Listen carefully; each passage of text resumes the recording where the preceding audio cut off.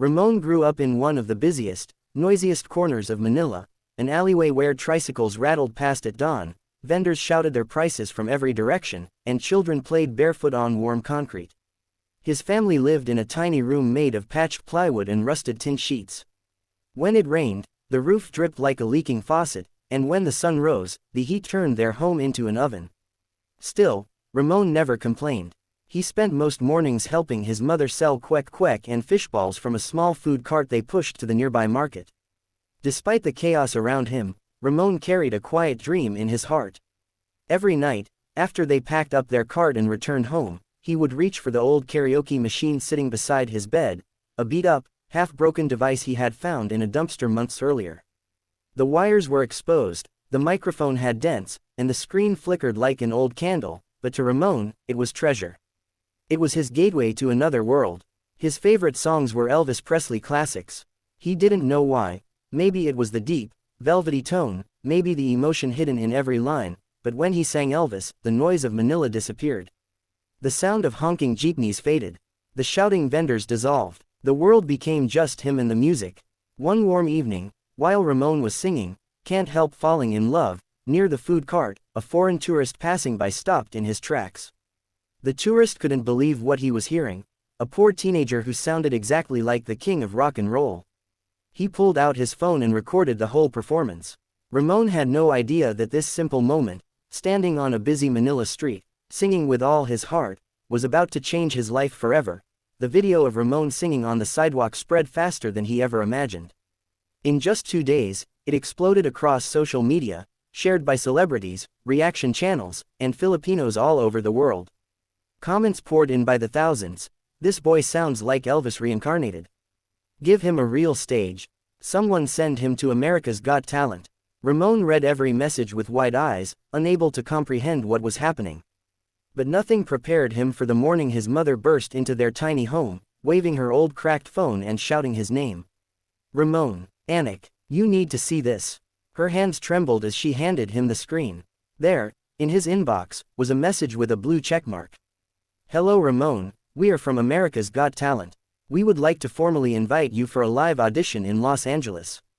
Raymond's heart stopped. For a moment, he forgot how to breathe. His mother covered her mouth, tears instantly filling her eyes. He read the message again and again, making sure it wasn't a prank. But it was real. AGT wanted him, a boy who sold fishballs on the street and sang on a broken karaoke machine. The joy was overwhelming, but the reality hit quickly.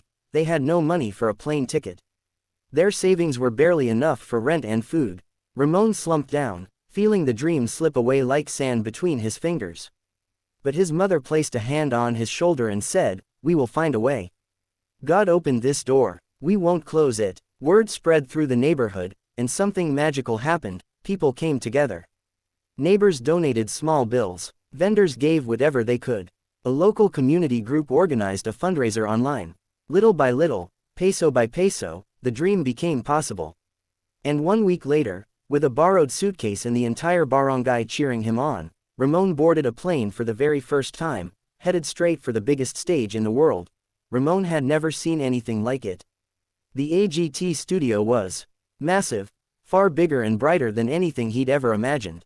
Giant lights hung overhead like glowing suns, cameras rolled on steel tracks, and staff members hurried past with headsets and clipboards. Ramon clutched his audition number tightly, his palms sweating. Everything felt unreal, like he had stepped into someone else's life. Backstage, he watched performers rehearse flips, juggle fire, warm up their voices, or nervously pace in circles. Ramon did the same, softly humming Elvis melodies to calm his racing heart. Every time he exhaled, he tried to remind himself why he was here, because people believed in him. Because his mother believed in him. Because he had a voice worth sharing. Finally, a staff member called, "Ramon, you're next." His stomach twisted. As he walked toward the stage entrance, he caught a glimpse of the audience, thousands of faces, restless, excited, waiting. The moment he stepped into the spotlight, his breath hitched. The judges sat before him like icons he'd only seen on TV: Simon Cowell, Sofia Vergara, Heidi Klum, and Howie Mandel. Simon leaned forward, studying the shy boy with the simple clothes and scuffed shoes. "Hello, what's your name?" he asked. "R. Ramon," he stammered, voice barely above a whisper. "And what will you be doing today?" Simon continued. Ramon swallowed hard. I'll be singing an Elvis song." The audience murmured. Some eyebrows raised. A few people exchanged doubtful looks.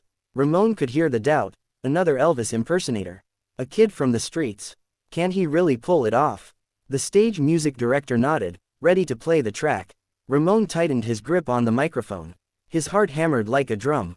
The music began, and with the first note, Ramon opened his mouth, and everything changed. The first soft guitar chords echoed through the auditorium. Ramon closed his eyes for a split second, drawing a deep breath, letting the music settle into his bones, the same way he had done countless nights in Manila with his cracked karaoke machine. When he opened his mouth, the very first note stunned the room. A deep, velvety tone flowed out, rich, warm, unmistakably Elvis. A wave of gasps erupted from the audience. People leaned forward in their seats. Some even stood up instantly, their jaws dropping. It wasn't just that Ramon sounded like Elvis, it was the soul behind every word, the emotion that made the lyrics feel alive. His voice carried power, vulnerability, and authenticity far beyond his age. Simon Cowell froze. His eyebrows shot up, then his mouth fell open slightly. His eyes widened in disbelief, as if he were questioning what he was hearing. Sophia covered her chest with both hands. Heidi whispered, "Oh my God," while Howie tilted his head, mesmerized. But Ramon didn't see any of this. He was lost in the music, channeling years of practice, the struggles of growing up poor, the love for his mother, and the dream he had carried quietly inside him.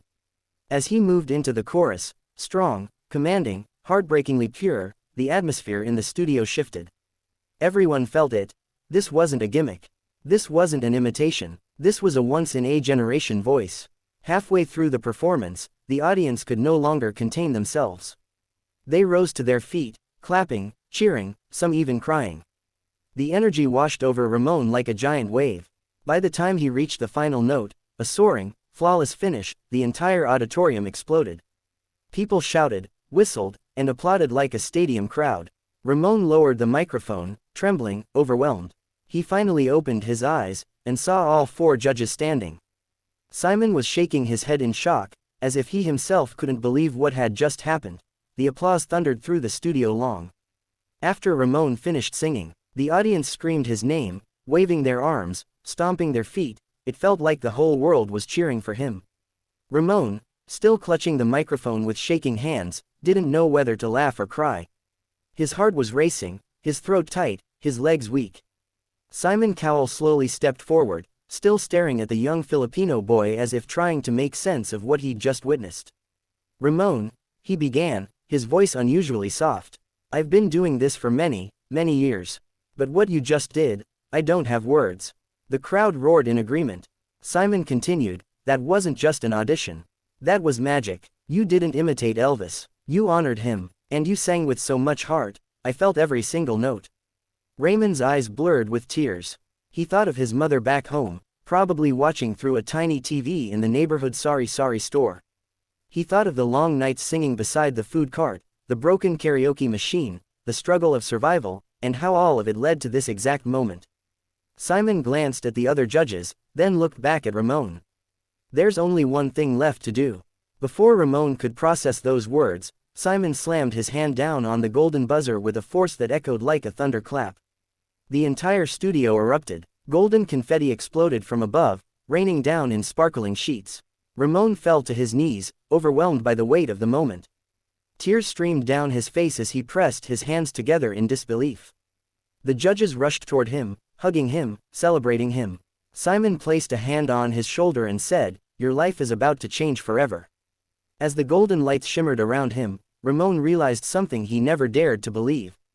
A boy from the streets of Manila had just won the world's heart.